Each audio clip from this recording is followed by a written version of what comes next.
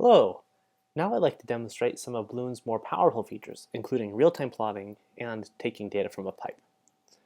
Instead of like last time where we created the file from scratch, today we're going to open up a configuration file that I've created already. This configuration file is set up to take data from my iPhone.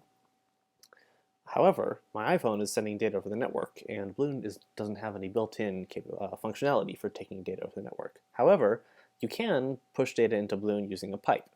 And to do that, you select parse pipe here, you copy the path to the pipe, and then in terminal, in this case we're going to use netcat to generate the data, or to grab the data, and then we just put it straight into the pipe.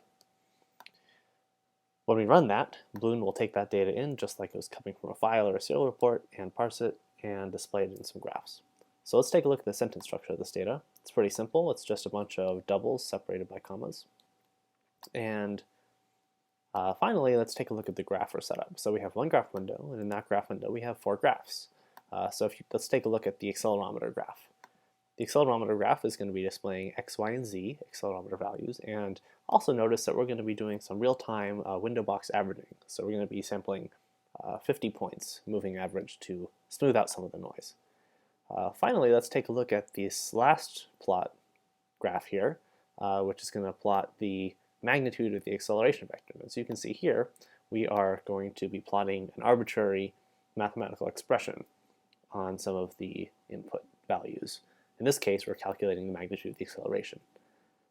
Okay, so without further ado, let's run this configuration file, and let's do it without creating an output. So by holding Shift, we can run without output.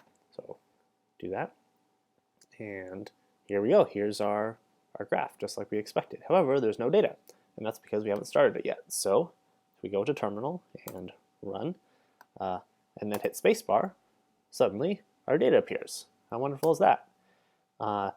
Finally, what we probably want to do is turn this into an auto-scrolling graph. So we right-click, and then we can enable auto-scrolling from this little menu that pops up.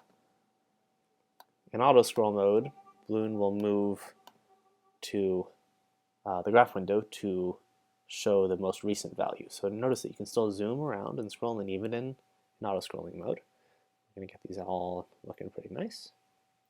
And now I'm just going to wiggle my iPhone around, and we can see in real time that the graphs change just like we would expect them to.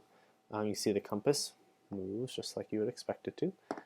If you take a look at this magnitude of the acceleration vector, we notice it's hovering right around 1, which makes sense, 1g in normal gravity. If we take a look at the gyro graph, if I spin the iPhone on the table, you can see that our angular rate reflects that. And I spin it the other way, it spins the other way, slows down to a stop. And that's it. That's parsing data over the network in real time using Bloon. Thanks for watching.